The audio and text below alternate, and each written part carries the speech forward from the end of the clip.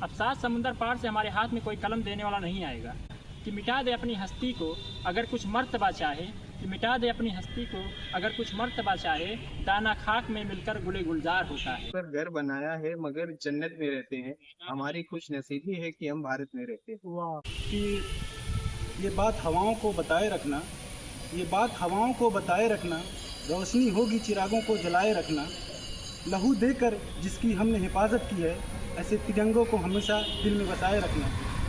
अस्सलाम वालेकुम। जैसा कि हम लोग 15 अगस्त के इस मौके पर हम लोग यहाँ पर मौजूद हैं। आज पूरा देश जैसा कि यौम आज़ादी मना रहा है, आज़ादी का महोत्सव, आज़ादी का दिन मना रहा है। जैसा कि इसका ये मतलब नहीं हम झंडा फहरा लिए, तिरंगा फहरा लिए तो हम आज़ादी मना लिए, नहीं।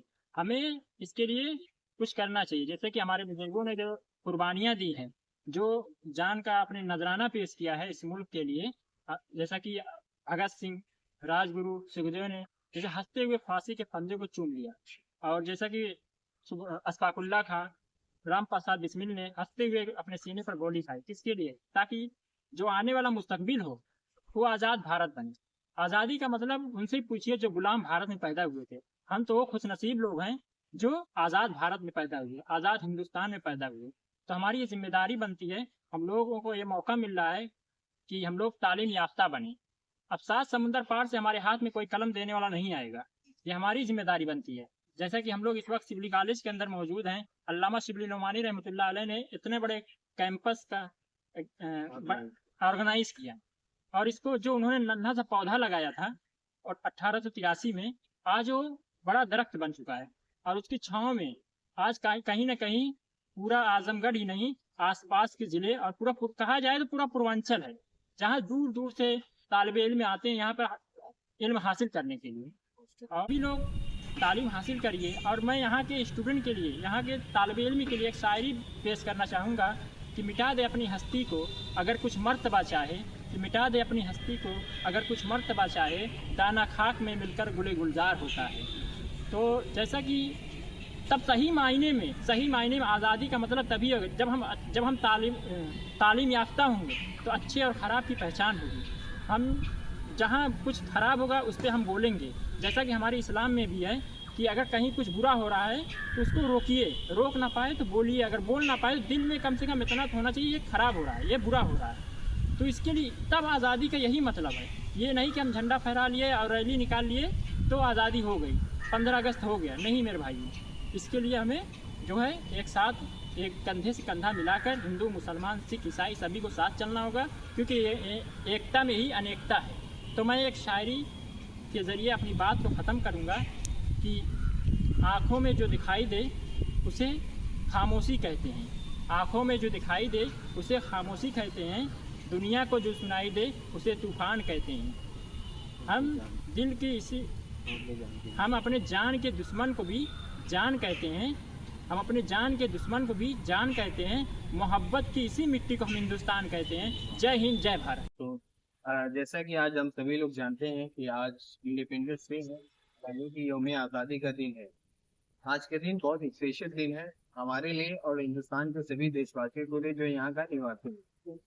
क्योंकि इस दिन की खासियत ये है कि आज इंडिपेंडेंस डे के दिन 1947 में हमारा मुल्क एक आज़ाद मुल्क बना। आज़ाद मुल्क जो आज हम एक प्राउड सिटीजन के होते हुए हम अपनी जिंदगी गुजार रहे हैं, तो कहीं ना कहीं ये सारा क्रेडिट जाता है हमारे फ्रीडम फाइटर एंसेस्टर्स को, जिन्होंने जिनकी कुर्बानियों का नतीजा है कि आज हम एक आज़ाद मुल्क में अपनी जिंदगी आज़ादी से गुजार रहे हैं। और इंडिया एक हाई डेमोक्रेटिक कंट्री है जहाँ पे हर एक सिटीजन का अपना एक राइट है, और हर इंसान को right to vote, right to equality, untouchability और डिस्क्रिमिनेशन से पाक है हमारा देश है। तो कहीं ना कहीं आज का दिन बहुत स्पेशल रहा। आज के दिन की शुरुआत हिंदुस्तान के सभी गली कूची नुक्कड़ चौराहे और बड़े बड़े शहरों से लेकर टीचिंग इंस्टीट्यूट, कॉलेजेस और स्कूल के अंदर लोगों ने फ्लैग होस्टिंग की, यानी कि तिरंगे को फहरा कर अपनी खुशी को पेश किया उन्होंने।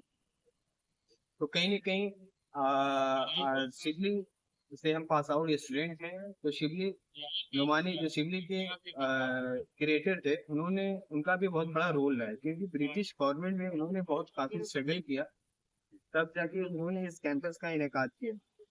अब हम थोड़ा सा एक मुख्तसर सी बात रखूंगा एक अच्छा नागरिक होने के नाते हमारा क्या दायित्व बनता है? हिंदुस्तान का एक सच्चा और एक अच्छा नागरिक होने के नाते ये इंडिपेंडेंस डे सिर्फ एक दिन का नहीं होना चाहिए, कहीं ना कहीं हमें इसको अप्लाई करना चाहिए। 365 डेज तक हमें इस चीज को फोकस करना चाहिए कि हिंदुस्तान हमारा इंडिपेंडेंट है। कहीं ना कहीं एक सच्ची देशभक्ति की मीनिंग क्या होती है? सच्ची देशभक्ति का मतलब ये होता है कि अगर हमारे देश में कुछ कमियां हैं तो हम उसको एक्सेप्ट करें, क्योंकि हमारे देश में गरीबी, भ्रष्टाचार और इस तरह की इलिटरेसी, इस तरह के चैलेंजेस से हमारा देश अभी भी जूझ रहा है। तो इन सब में हमें अपना कंट्रीब्यूशन करना चाहिए। हम अपनी जिंदगी की सक्सेस अचीवमेंट के साथ साथ कहीं ना कहीं हमें अपने देश के लिए भी कंट्रीब्यूट करना चाहिए। जिस तरीके से जिस दिन हमारा भारत एक स्ट्रॉन्ग नेशन और एक स्ट्रॉन्ग कंट्री के रूप में निकल कर आएगा। और मैं एक शेर के साथ अपनी बात खत्म करूंगा कि जमीन पर घर बनाया है मगर जन्नत में रहते हैं, हमारी खुश नसीबी है कि हम भारत में रहते हैं। वाह।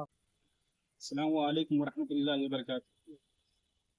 भाई जो लोग ये ब्लॉग देख रहे हैं, तो सबसे पहले उनको मैं मुबारकबाद देना चाहूँगा। जैसा कि हम जानते हैं आज हमारी जो है आज़ादी का दिन है, मैंने आज़ादी करी है, तो सबसे पहले आपको हमें आज़ादी की पुरखलूस मुबारकबाद। मैं इस पर एक शॉर्ट में कुछ कहना चाहूँगा, कुछ कमेंट देना चाहूँगा कि ये जो हम आज आज़ादी मना रहे हैं, इसके पीछे की वजह क्या है। दरअसल बात ये बात चालू होती है करीब बहुत सालों पहले, जब अंग्रेज आए तो वो एक बहाने से आए, वो एक तजारत के बहाने से आए, और उस बहाने से आकर वो धीरे धीरे इंडियन पॉलिसी को धीरे धीरे वो अपनी कंट्रोल में लिया और फिर इंडिया के लोगों को अपना गुलाम बना लिया। और इसी तरह धीरे धीरे चलते वो इंडिया पर रूल करने लगे। तो ये सब देखकर इंडिया के कुछ बुजुर्ग लोग, जो हमारे बुजुर्ग थे, उनके अंदर एक जोश और जज्बा इस बात से हुआ कि हम गुलाम नहीं रहेंगे, हमें अपना देश आज़ाद करना होगा। तो उसमें बहुत सारे लोगों ने हिस्सा लिया और मिलजुल कर अंग्रेजों के अगेंस्ट जाकर जो है बहुत सारी लड़ाइयाँ लड़ी, बहुत सारी कुर्बानियाँ दी, तब जाकर ये हमारा देश जो है 15 अगस्त 1947 को आज़ाद हुआ। और हम आज इसी की याद में अपने बुजुर्गों की कुर्बानियों को, अपने जो महापुरुषों को श्रद्धांजलि के लिए, उनको श्रद्धांजलि पहुंचाने के लिए हम जो है आज ये सेलिब्रेशन मना रहे हैं 15 अगस्त का। और हर वक्त जो मैं इस सिविल एविएशन कॉलेज की सरजमी पर हूँ, यहाँ पे हमारे कुछ दोस्त भी हैं, वो अपना अपना पॉइंट ऑफ व्यू सब रखते हैं। 15 अगस्त के ऊपर मुझे कुछ इस तरह शायरी याद आ रही है, तो मैं डेडिकेट करता हूँ कि ये बात हवाओं को बताए रखना, ये बात हवाओं को बताए रखना, रोशनी होगी चिरागों को जलाए रखना, लहू देकर जिसकी हमने हिफाजत की है, ऐसे तिरंगों को हमेशा दिल में बसाए रखना। शुक्रिया। हाँ तो दोस्तों मैं यही कहना चाहूँगा, 15 अगस्त 1947 तो हमारा जो देश है वो आज़ाद हुआ था, और हम लोग जो है बहुत ही गर्व करते हैं अपने देश पे। और आज जो है हम दोस्तों के साथ इकट्ठे हुए और हम लोग जो है वही डिस्कस कर रहे थे कि कैसे क्रांतिकारी लोगों ने सेक्रीफाइस किया हमारे लिए, अपनी लाइफ सेक्रीफाइस करके जो है हम लोगों को जो है आज़ादी दिलाई। हम लोग को जो है इसको पढ़ना चाहिए, हिस्टोरिकल बुक में मिलेगा, लेकिन हम लोग जो है अपनी आज़ादी को भूल चुके हैं। हमको जो है याद करना चाहिए।